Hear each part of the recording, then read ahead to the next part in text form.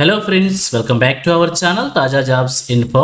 Friends, కొత్త ఉద్యోగాల భర్తీ కోసం అఫీషియల్గా నోటిఫికేషన్ రిలీజ్ చేశారు. ఈ నోటిఫికేషన్ ద్వారా office assistant, data entry operator, attender ఉద్యోగాలను భర్తీ చేయబోతున్నారు. ఎటువంటి పరీక్ష లేకుండానే, ఫీజు లేకుండానే అభ్యర్థులు ఈ ఉద్యోగాలకు అప్లై చేసుకోవచ్చు. అర్హత ఉంటే ఈ రోజు అప్లై చేసి ఉద్యోగాలు సాధించే ప్రయత్నం కూడా చేయవచ్చు.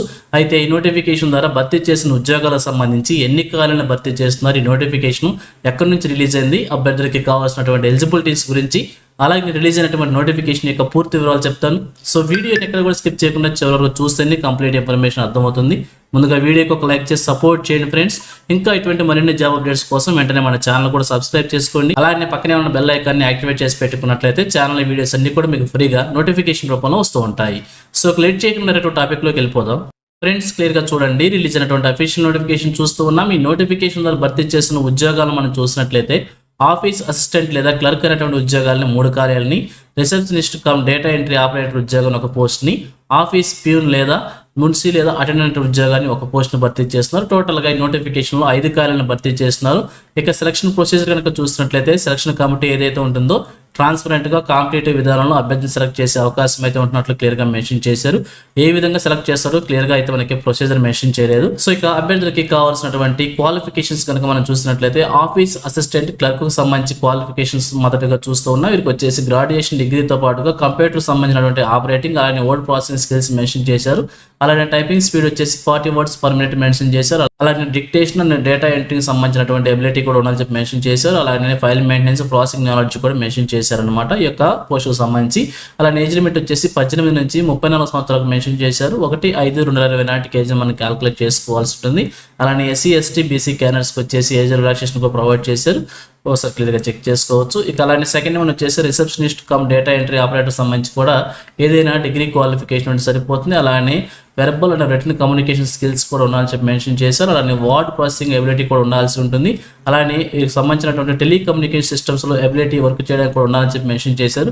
టెలిఫోన్ లేదా ఫ్యాక్స్ మెషిన్స్ లేదా స్విచ్ బోర్డ్స్ సంబంధించినటువంటి ఎబిలిటీ ఉండాలి, ఆపరేటింగ్ ఎబిలిటీ ఉండాలని చెప్పి మెన్షన్ చేశారు. అలానే టైపింగ్ సంబంధించినటువంటి గుడ్ ప్రొఫెషన్స్ కూడా అని చెప్పి మెన్షన్ చేశారు అనమాట. ఇక్కడ ఏజ్ లిమిట్ వచ్చేసి సేమ్ గానే మెన్షన్ చేశారు.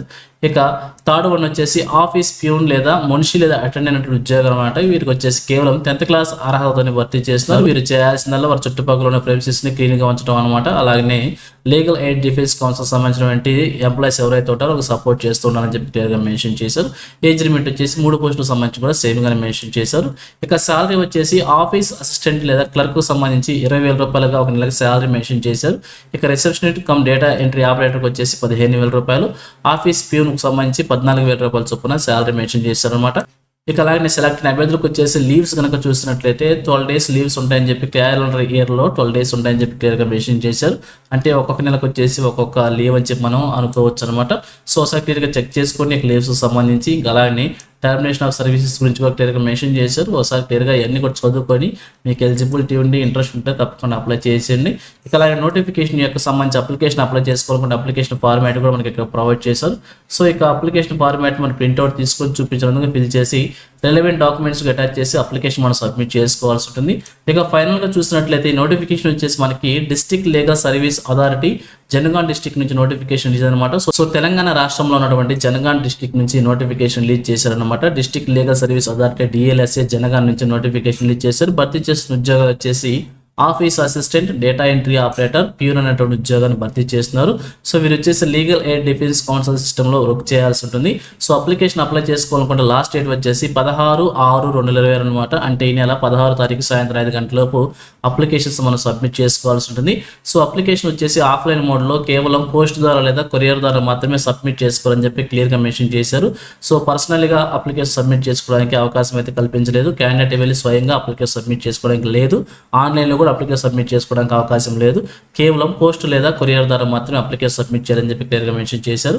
సో అప్లికేషన్ సబ్మిట్ చేసేటప్పుడు కవర్ మీద మీరు ఏ పోస్ట్కి అయితే అప్లై చేస్తున్న ఆ పోస్ట్ సంబంధించి క్లియర్ ఇన్ఫర్మేషన్ రాసి అప్లికేషన్ సబ్మిట్ చేయాలని చెప్పి క్లియర్గా తెలియజేస్తున్నారు.